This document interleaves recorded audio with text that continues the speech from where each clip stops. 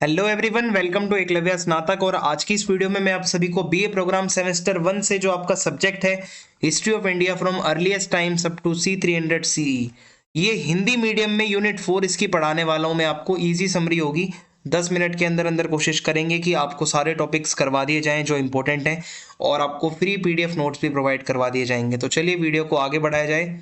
और आपसे रिक्वेस्ट है कि आप मुझे इंस्टा पे फॉलो करना ना भूलें। यूज़र नेम आप सभी के सामने मेंशन है। आपको अगर कोई क्वेरी हो तो आप मैसेज कर सकते हैं, और टेलीग्राम ग्रुप आप ज्वाइन कर लेना, वहाँ पे आपको पीडीएफ नोट्स प्रोवाइड करवा दिए जाते हैं।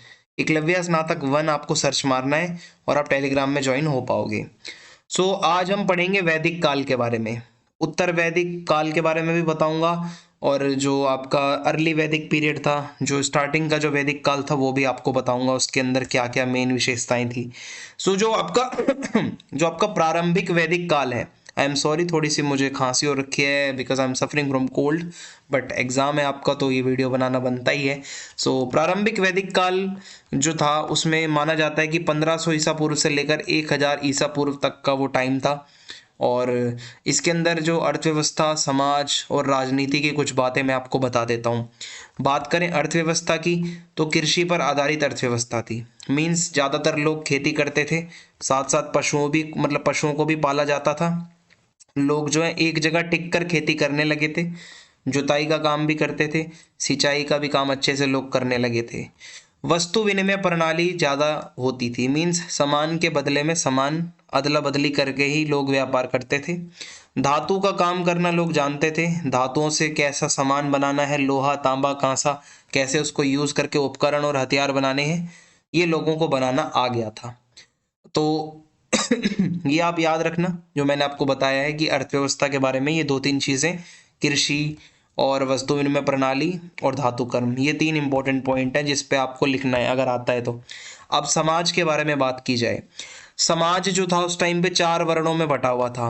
ब्राह्मण वो लोग थे, सबसे ऊपर आते थे, जो पुजारी थे। माना जाता है ब्राह्मण जो है वो ब्रह्मा के मुख से प्रकट हुए थे। और उसके बाद क्षत्रिय आते हैं जो ब्रह्मा की भुजाओं से प्रकट हुए थे, जिनका काम था राजकाज संभालना, लड़ाई लड़ना, युद्ध लड़ना, और योद्धा लोग होते थे। फिर वैश्य आते हैं तीसरे नंबर पर, जो माना जाता है कि जो है ब्राह्मण के बाद क्षत्रिय, और उनके बाद जो ब्रह्मा जी की जंगाओं से वैश्य प्राप्त, तो मतलब आप कह सकते हो उत्पन्न हुए थे, सॉरी। वो फिर खेती भी करते थे, व्यापार भी करते थे। ठीक है, वो लोग ज़्यादा इसमें आते हैं, जो खेती करते थे, व्यापार करते थे, वो सब। फिर लास्ट में आते थे शूद्र लोग। शूद्रों को सबसे नीचे माना जाता था उस टाइम पे, जो माना जाता था ब्रह्मा जी के चरणों से प्रकट हुए हैं। मीन्स सबसे नीचे हैं ये, और इनको कोई काम नहीं दिया गया था। इनका एक ही काम है, सबकी सेवा करो बस। और इनको कोई अधिकार दिया ही नहीं गया, ना शिक्षा का अधिकार, ना कोई राजनीतिक अधिकार, कुछ भी नहीं था। वर्ण व्यवस्था बहुत कठोर थी, जो मैंने आपको वर्ण व्यवस्था बताई है, बहुत ज्यादा कठोरता थी। मतलब भेदभाव बहुत ज्यादा था समाज में उस टाइम पे।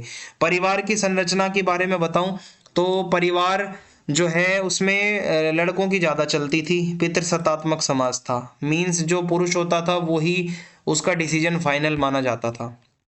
अब मैं आपको राजनीति के बारे में बता दूं तो राजनीतिक थोड़ा सा इसमें ये होता था कि विकेंद्रीकरण था। मीन्स प्रांतीय स्तर पर भी शासन होता था, एक सिर्फ जो केंद्रीय शासन नहीं था, छोटे छोटे प्रांतीय शासन भी थे।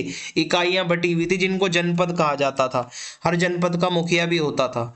और सभा और समिति बहुत ज्यादा चलती थी उस टाइम पे।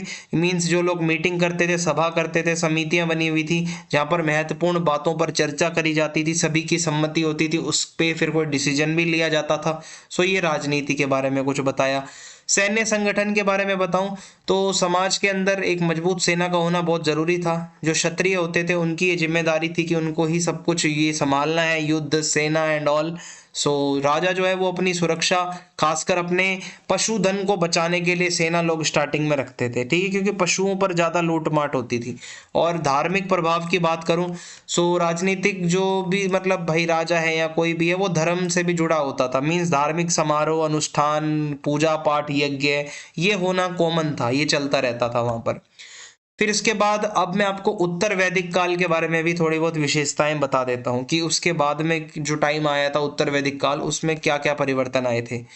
अगर मैं आपको बताऊं भौगोलिक विस्तार, तो भाई देखो, अब इसमें उत्तर वैदिक काल आते आते लोग गंगा के मैदानों के आसपास पहुंच गए थे रहने के लिए। जो आपका ईस्टर्न जो गंगा का मैदान है, ठीक है, उत्तर भारत का जो मैदान है, वहां पर लोग अब रहने लगे थे।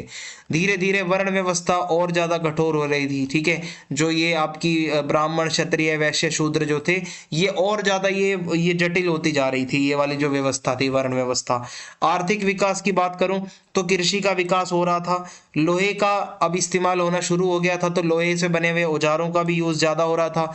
और इसके अलावा खेती के अंदर उत्पादन बढ़ रहा था धीरे धीरे। व्यापार और वाणिज्य का भी विकास देखने को मिला इस टाइम पे। और अगर मैं आपको बताऊं, राजनीतिक परिवर्तन भी बहुत सारे आ रहे थे। धीरे धीरे जनपदों का उदय हो रहा था, महाजनपद काल आने वाला था, ठीक है, और नए नए राजा आने वाले थे। और राजा सबसे इंपॉर्टेंट हो गया भाई, पूरे समाज में राजा को ही सबसे ऊपर माना जाने लगा। उसका जो निर्णय होता था वो फाइनल हो जाए, मतलब वही फाइनल हो जाया करता था। साहित्यिक रचना की बात करूं तो उत्तर वैदिक काल को इसमें बहुत सारे ब्राह्मण, आरण्यक और उपनिषद, ये कई ग्रंथ लिखे गए, ठीक है। ग्रंथों के नाम है ब्राह्मण, आरण्यक, उपनिषद। ये ग्रंथ लिखना हो गया था स्टार्टिंग, मतलब लगभग लिखे जा रहे थे। उत्तर वैदिक काल के अंदर की रचनाएं हैं ये। और इसके अंदर अनुष्ठान कैसे होते हैं, उनकी प्रथाएं, कुछ फिलोसफिकल बातें, कुछ आध्यात्मिक बातें इसमें लिखी होती थी ग्रंथों के अंदर, वो भी इसी में ही लिखा जा रहा था, इसी पीरियड में। और अनुष्ठानिक प्रथाओं की बात करूं तो उत्तर वैदिक काल के अंदर बलिदान सबसे इंपॉर्टेंट एक चीज थी। बलि दी जाती थी, यहाँ पर जानवरों की बलि भी होती थी, पशु बलि दी जाती थी। सो ये पशु बलि और बलिदान बहुत ज्यादा कठोर रीति रिवाज, ये बहुत ज्यादा हो गया था इस टाइम तक। धार्मिक परिवर्तन ये हो रहे थे कि भाई बाद के वैदिक काल में, ऋग्वैदिक काल की बहुदेववादी प्रकृति से परमात्मा की अधिक अमूर्त और दार्शनिक समझ में बदलाव देखा गया, जैसा कि उपनिषदों में देखा गया। इसका मतलब ये है कि धीरे धीरे अब जो वैदिक देवता होते थे उनकी पूजा थोड़ी सी कम होने लगी थी। मैं आपको आगे बताऊंगा कि मतलब जो ऋग्वैदिक देवता थे, जैसे कि आप इंद्र के बारे में पढ़ते हो, या फिर सूर्य सूर्य देवता है, वरुण देवता है, इनका थोड़ा सा महत्व कम हो गया था। अब भगवान विष्णु जी के जो अवतार हैं, उनसे रिलेटेड भगवान जो भी जितने हुए हैं, उनकी पूजा ज्यादा होने लगी थी। और कला और प्रौद्योगिकी की बात करूं तो इस टाइम पे लोहे के औजारों का उपयोग हो रहा था, ठीक है, और जिससे टेक्नोलॉजी का भी विकास हो रहा था, जिससे नई नई कलाओं का विकास हो रहा था।